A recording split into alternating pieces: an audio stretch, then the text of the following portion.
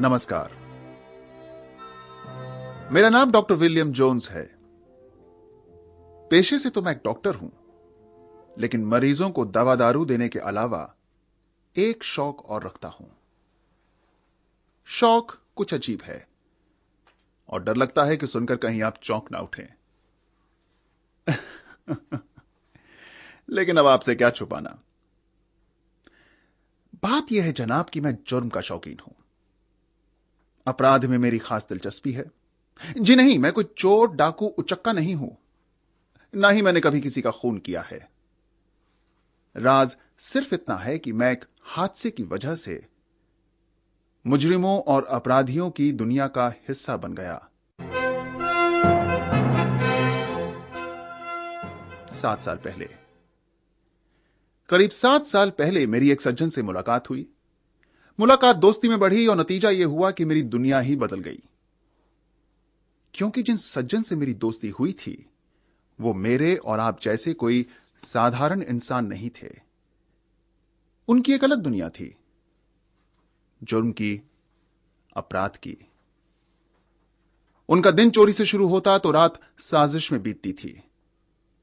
कभी वो खून में फंसे होते थे तो कभी धोखाधड़ी में मसरूफ होते। उनके एक तरफ मुजरिम रहते तो दूसरी तरफ पुलिस। इन 7 सालों में मैं उनका साथी ही नहीं, हमराज और हम सफर भी बन गया था। मैंने कहा था ना, सुनकर आप चौंक उठेंगे। तो चलिए पहेलियां बुझाना बंद करके राज की बात कहे डालता हूं। तो जनाब, वो सज्जन कोई और नहीं बल्कि देश के मशहूर जासूस डिटेक्टिव शर्मन ही थे। शर्मन साहब ने अपराध की दुनिया में कई पेचीदा जुर्मों की गुत्थियां सुलझाकर अपार सफलता हासिल की। उनके चुस्त दिमाग और तेज निगाहों ने कई चालाक मुजरिमों की साजिशों का पर्दाफाश किया। उन्होंने खून, डकैती, ब्लैकमेल, सभी तरह के जुर्मों की परतें खोलकर मुजरिम तक पहुंचने में कामयाबी हासिल की। दुनिया के शायद वो अकेले जासूस होंगे जिनका मुजरिमों और पुलिस दोनों ने लोहा माना है। तो आइए जनाब, मैं आपको डिटेक्टिव शर्मन के अपराध जगत में ले चलता हूं। मैंने अपने नोट्स में से शर्मन के कुछ महत्वपूर्ण केस इस श्रृंखला के लिए चुने हैं, और क्योंकि खून से बढ़कर कोई किस्सा नहीं हो सकता, तो आइए शुरुआत उसी से करते हैं। चलिए सोनापुर गांव, पुलिस के आमंत्रण पर शर्मन के साथ। सुबह सुबह ही खबर मिली।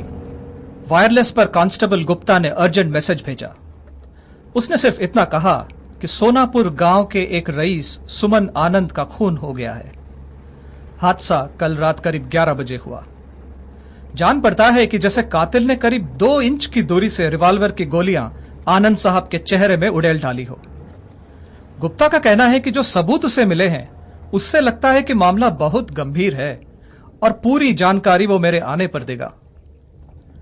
शर्मन साहब, मैंने सोचा अगर आप किसी और केस में मसरूफ ना हो तो आपको भी साथ ले चलूं। हो सकता है आपके होने से पुलिस की मदद हो जाए। शुक्रिया इंस्पेक्टर सक्रांत, पुलिस के लिए मैं हमेशा हाजिर हूं। लीजिए, वो आ गया फार्म हाउस और कांस्टेबल गुप्ता बाकायदा गेट पर हमारा इंतजार कर रहे हैं। सर, कल रात करीब 11 बजे मुझे फोन पर खबर मिली। फोन सुमन आनंद के दोस्त अशोक निगम का था। अशोक साहब उनके जिगरी दोस्त थे और उनका इस घर में अक्सर आना जाना लगा रहता था। उन्होंने मुझे खून के बारे में बताया और मैं तुरंत यहां चला आया। बहुत बुरी तरह मारा है सर, बहुत बुरी तरह। चेहरा एकदम टुकड़े टुकड़े हो गया है। आइए मैं आपको लाश दिखाता हूं और बाकी की कहानी आप अशोक साहब से ही सुन लीजिए, जैसी उन्होंने मुझे सुनाई थी। भाई, ये तो डिजाइनर फार्म हाउस है। उम्दा लैंडस्केपिंग, बंगले के चारों तरफ ये छोटी सी नहर और नहर पार करके घर में जाने के लिए ये खूबसूरत पुल, जिसे आप जब चाहे सीधा खड़ा भी कर सकते हैं। आइए मैं आपको अंदर ले चलता हूं।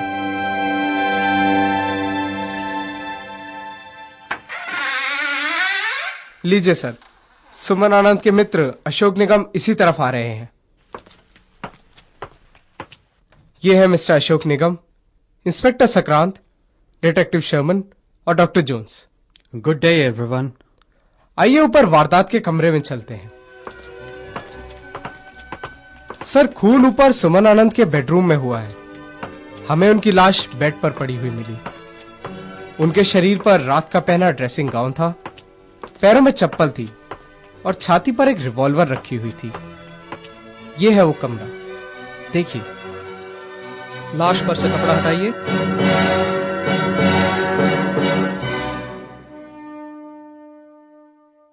चेहरा तहस नहस हो गया है। सब कुछ वैसे ही है जैसे पाया गया था, कुछ भी छुआ नहीं गया है। यह हुआ किस वक्त? 11 बजने से कुछ देर पहले। मैं अपने बेडरूम में बैठा हुआ था कि मैंने गोलियां चलने की आवाज सुनी। मैं दौड़कर यहां आया। मेरे ख्याल से मुझे यहां पहुंचने में 30 सेकंड से ज्यादा वक्त नहीं लगा होगा। दरवाजा खुला था? जी हां। बेचारा आनंद बिस्तर पर मरा पड़ा हुआ था। कमरे में और कोई नहीं था। इतने में मैंने मिसेस आनंद को सीढ़ियों पर आते हुए सुना। मैंने बाहर आकर उन्हें वापस अपने कमरे में भेज दिया ताकि वो आनंद का बिगड़ा चेहरा देखकर घबरा ना उठे। फिर मैंने नौकर रामू को बुलाया और हम दोनों वापस कमरे में आए। बाहर नहर का पुल रात को ऊपर कर दिया जाता है?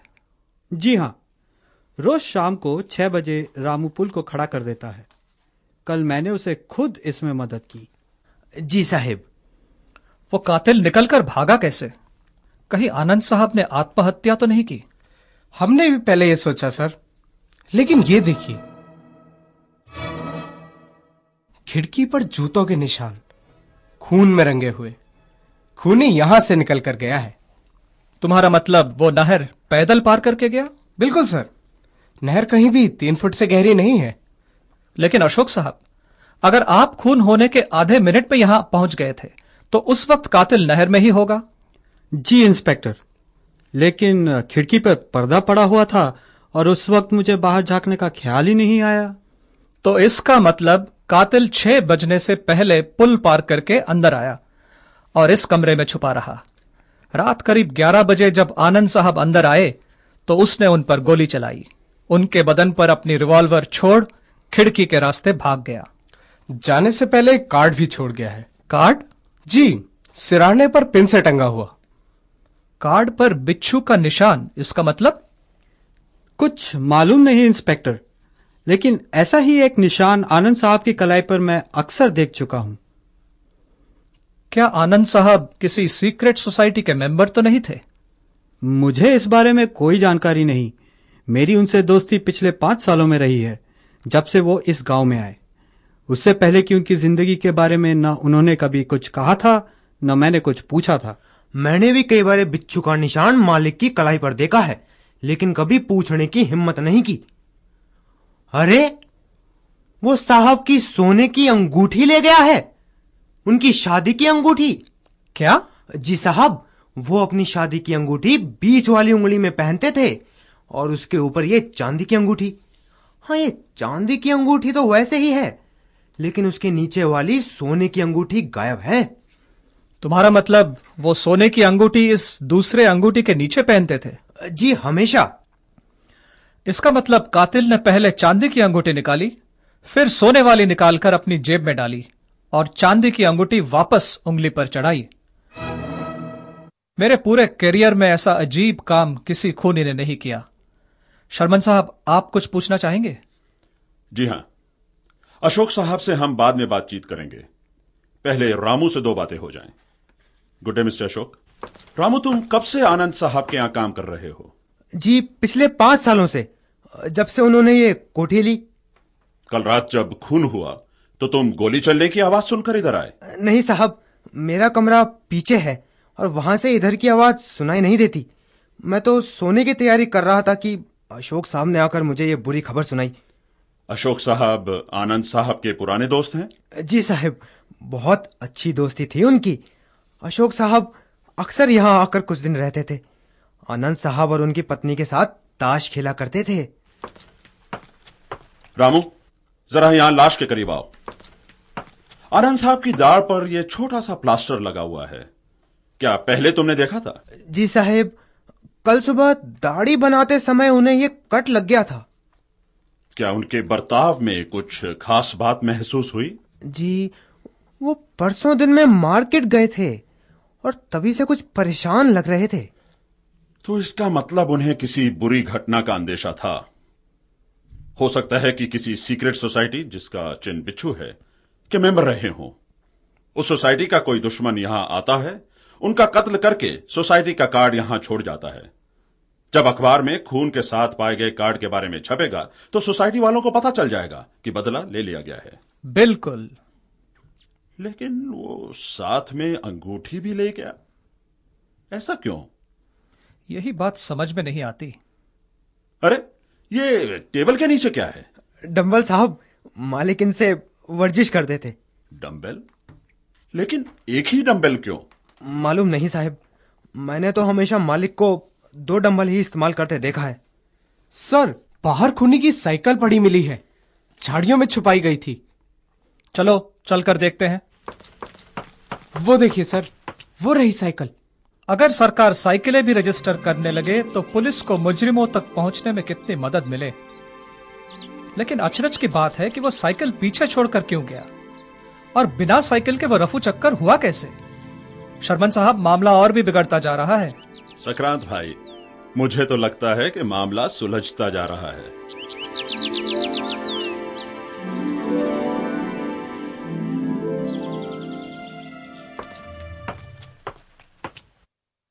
क्या आप कुछ पता लगा पाए हैं इंस्पेक्टर साहब? हम पूरी कोशिश कर रहे हैं मिसेस आनंद, आप संतुष्ट रहिए। पैसों की चिंता मत कीजिए, मैं चाहती हूं कि कोई कसर न छोड़ी जाए। शायद आप हमें कुछ बता पाएं जिससे इस केस पर रोशनी पड़े। नहीं, मैं ऐसा कुछ नहीं जानती जो आपको मालूम नहीं। जब मैंने रात को गोली चलने की आवाज सुनी तो मैं दौड़ी आई, लेकिन अशोक ने मुझे वापस भेज दिया ताकि मैं उन्हें उस हालत में ना देख सकूं। अपने मरहूम शौहर को आप कब से जानती थी? करीब 5 साल पहले से, जब हमारी शादी हुई। इससे पहले वो बिहार में थे, जहां उनकी पहली पत्नी का देहांत हो गया था। क्या आपने ऐसा कुछ सुना था जो बिहार में हुआ हो और जिससे आपके पति को खतरा हो? हाँ, मुझे हमेशा लगता था कि उनके सर पर कोई अनजान खतरा है, लेकिन वो कभी इस बारे में मुझसे बात नहीं करते थे। शायद इसलिए कि मैं फिक्र करने लगूंगी। फिर आपको इस अनजान खतरे का एहसास कैसे हुआ? दुनिया में ऐसा कोई पति है जो कोई राज अपनी पत्नी से छुपा सके, खासकर वो जो उसे प्रेम करती हो। मुझे एहसास हुआ उनकी अपनी पुरानी जिंदगी की बातें छुपाने से। मुझे एहसास हुआ उनकी सावधानी बरतने की आदत से। मुझे एहसास हुआ उनके होंठों से अचानक निकले कुछ शब्दों से। मुझे एहसास हुआ अजनबियों को उनके अजीब तरीके से देखने से। मुझे यकीन था कि कोई ताकतवर दुश्मन उनके पीछे पड़े हैं और वो हमेशा किसी अनजान खतरे से जूझने को होशियार रहते थे। वो अल्फाज जो उनके मुंह से निकले, क्या आपको याद है? मौत की घाटी, वो कहते थे। मैं मौत की घाटी से निकल कर आया हूं, लेकिन लगता है कि वो अब भी मेरे चारों ओर मंडरा रही है। मैं कुछ पूछती थी तो उनका चेहरा पत्थर हो जाता था। वो कहते थे, जो भी हो, उस घाटी की छाया तुम पर नहीं पड़ने दूंगा। एक आखिरी सवाल, जब आपकी शादी हुई तो उससे पहले आप दोनों में प्रेम हुआ? जी हाँ, प्रेम हुआ, हमेशा होता है। उस वक्त आपका कोई और प्रेमी तो नहीं था? नहीं, मैं किसी बंधन में नहीं थी। आपके पति की वेडिंग रिंग गायब है। खून का इस बात से कोई रिश्ता हो सकता है? मुझे खुद समझ में नहीं आ रहा है। बहुत अजीब बात है। बहुत बहुत शुक्रिया मिसेस आनंद। कृपया जरा रामू को अंदर भेज देंगी? जी। खूबसूरत औरत है, बहुत सुंदर, और हमारे अशोक साहब भी कम आकर्षक नहीं है। शादी की अंगूठी गायब होने का कारण सोचता हूं तो लगता है। जी, कोई सेवा मालिक? रामू, कल रात अशोक साहब ने पांवों में क्या पहना हुआ था? जी, उनके काले जूते साहब। वो इस वक्त कहाँ हैं? जी, बाथरूम में है। उनके और मेरे जूतों के तलवों में खून लग गया था, इसलिए धोने छोड़ाया था। वो जूते लेके वारदात के कमरे में पहुंचो। जी। ये लीजिए साहब, आनंद साहब के जूते। यहां खिड़की के पास ले आओ। शुक्रिया रामू। अब मैं इन जूतों को खिड़की पर ये खून के लगे निशानों पर आहिस्ता से रखता हूं। शर्मन साहब, ये तो बराबर मैच करते हैं।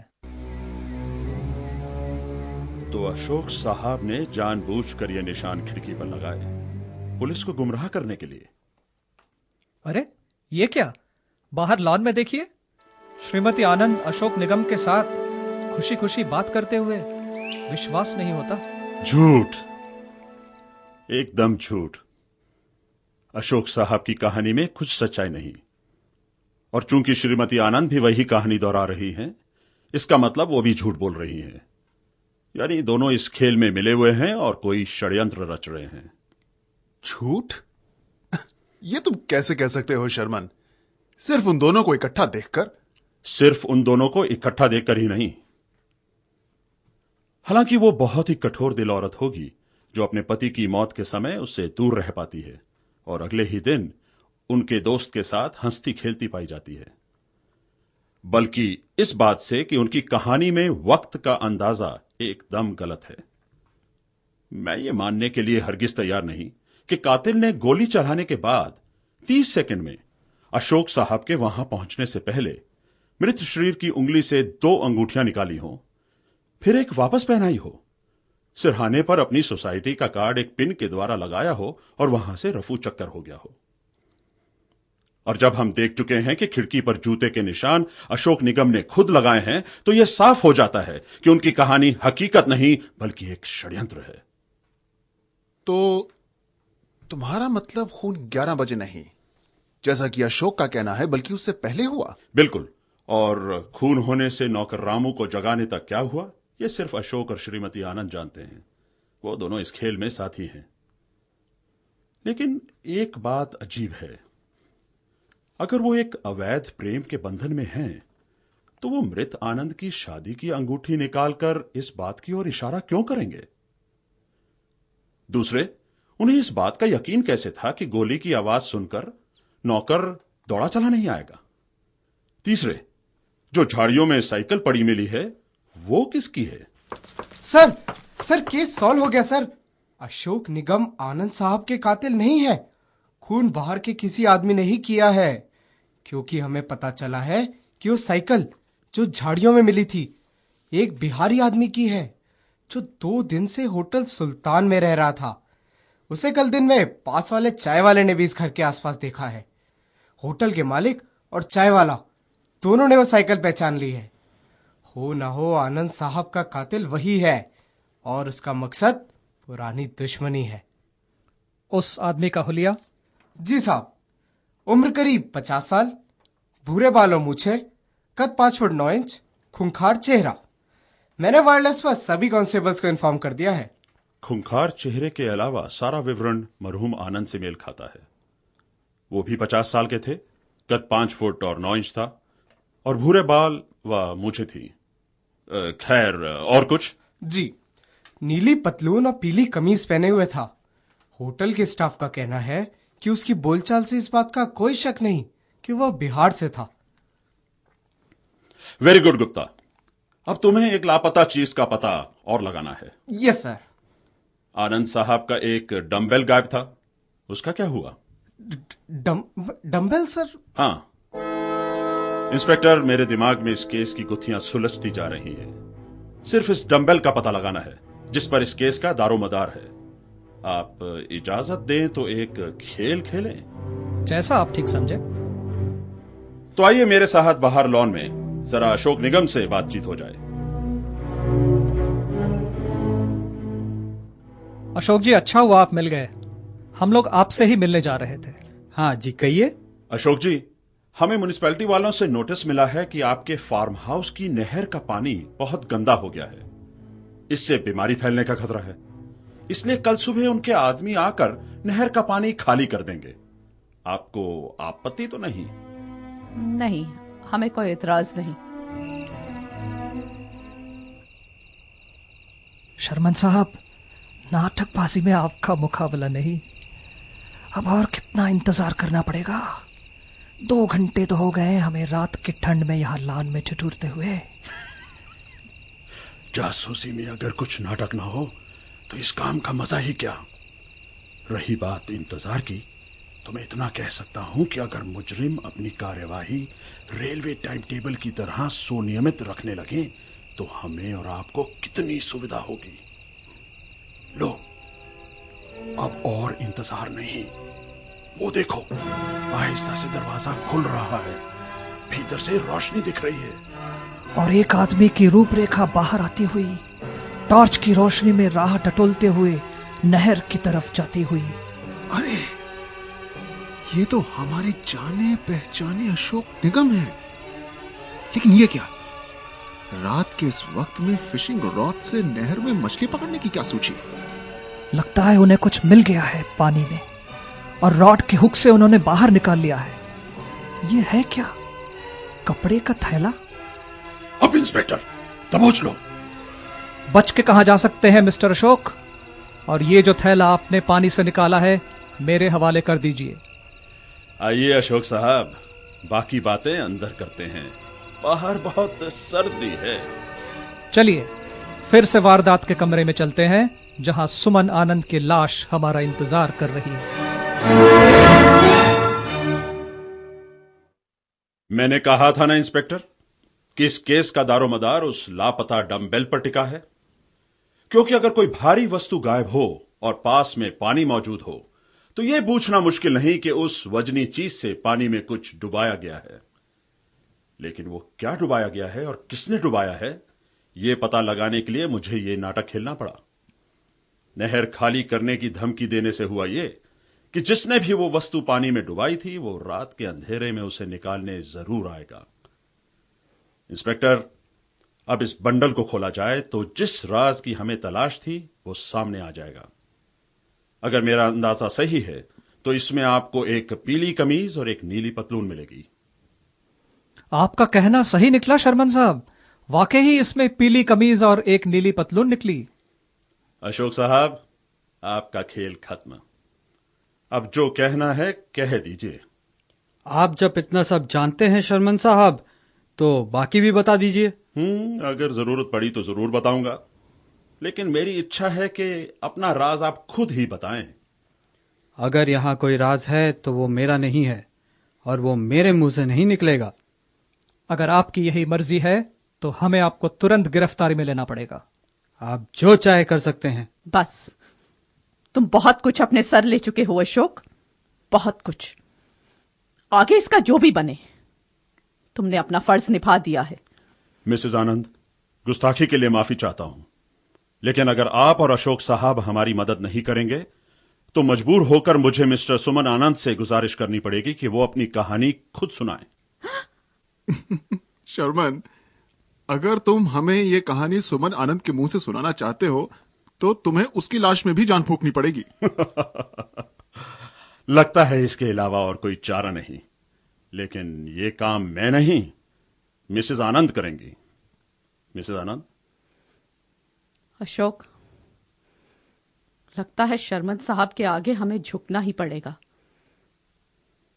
मेरे ख्याल से वक्त आ गया है। तुम ट्रैपडोर का दरवाजा खोल दो। सुमन, सुमन। शालिनी। वेलकम मिस्टर आनंद। मुझे मालूम था कि आप इसी घर में कहीं छुपे हुए हैं। जी, पिछले 24 घंटे मैंने इस तहखाने में बिताए। फर्श पर इस ट्रैप डोर के नीचे एक छोटी सी अंधेरी कोठरी में। आप मिस्टर आनंद हैं, तो ये व्यक्ति कौन है जो यहां मरा पड़ा है और जिसके खून की तहकीकात हम कर रहे हैं? जरा सा सब्र इंस्पेक्टर साहब, अभी सब सामने आ जाएगा। मैंने सोचा था कि मैं कानून को धोखा दे पाऊंगा और हमेशा के लिए अपने दुश्मनों को गुमराह कर दूंगा, लेकिन शर्मन साहब का इरादा कुछ और ही था। और अब मैं आपके समक्ष हूं। हम सब आपकी कहानी सुनने के लिए बेचैन हैं। जी हां इंस्पेक्टर साहब, मेरी कहानी कल रात से नहीं, बल्कि करीब 20 साल पहले से आरंभ होती है। मैं एक शरीफ आदमी था। शर्म की बात है कि मैं किन्हीं कारणों से एक मुजरिमों के दल में फंस गया था। बिच्छू नाम था उस दल का, और उन्होंने बिहार की घाटियों में आतंक फैला रखा था, जिससे वहां के निवासी उसे मौत की घाटी के नाम से बुलाने लगे थे।